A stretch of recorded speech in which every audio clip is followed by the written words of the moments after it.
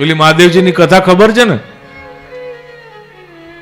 કે એક ચોર ભર બપોરે નીકળ્યો, આખા ગામમાં કશું ના મળ્યું, શિવાલય ખુલ્લું હતું અને શિવાલયમાં ગરી ગયો, બીજું કાંઈ મળ્યું નહીં.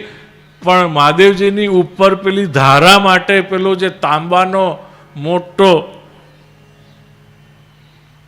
લાંબો પેલો એ હતો, હે શું કહે ને, કળશ, સાંકળ, જલાધારી, એને કઈ ન દેખાયું ચોરને. આ એક જ વસ્તુ મળી, કારણ કે મહાદેવજી તો બાવો છે બિચારો, એવી શું મળે? કશું ન દેખાતા આખરે પેલા શિવલિંગ પર ચડી ગયો અને પેલી જલાધારી ઉતારવા લાગ્યો. મહાદેવજી પ્રગટ થઈ ગયા, બોલ બોલ, માગે તે આપું.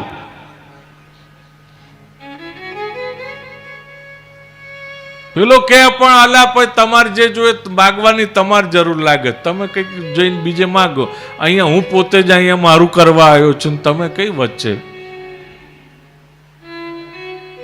તમને જોઈને તો લાગતું નથી કે તમે કાંઈ આપો, તમે લેવા આવ્યા છો, તમને હું જોઈએ પછી લેજો, પહેલા મને લઈ જવા દો.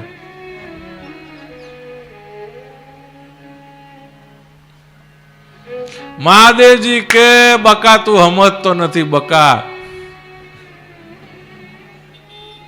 અહીંયા જે આવે ને તે બે પીળા ફૂલ, બે કાળા તલ,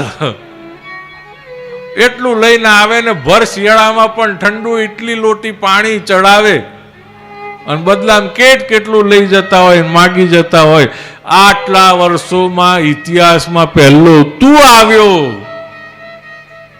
કે જેણે ફૂલ ચડાવવાને બદલે પોતે ચડી ગયો.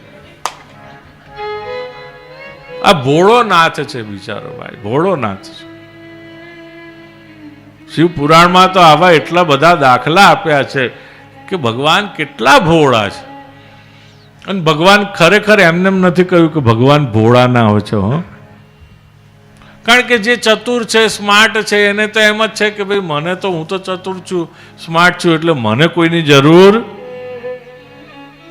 I don't care.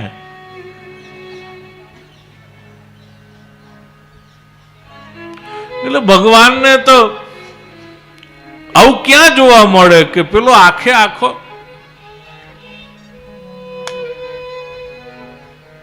બધા બીજું બધું માગવા આવે છે, પણ મને માગવા તો કોઈ આવતું જ નથી. ભગવાનની પણ આ એક પીડા છે. જે દિવસે આપણે ભગવાનને માગી લીધા કે ભગવાનનો રાજીપો, ભગવાનની પ્રસન્નતા માગી લીધી ભગવાનની પાસે, તો પછી તો જગતમાં આપણે માટે કશું જ બાકી નથી રહેતું, બધું જ આપણું થઈ ગયું.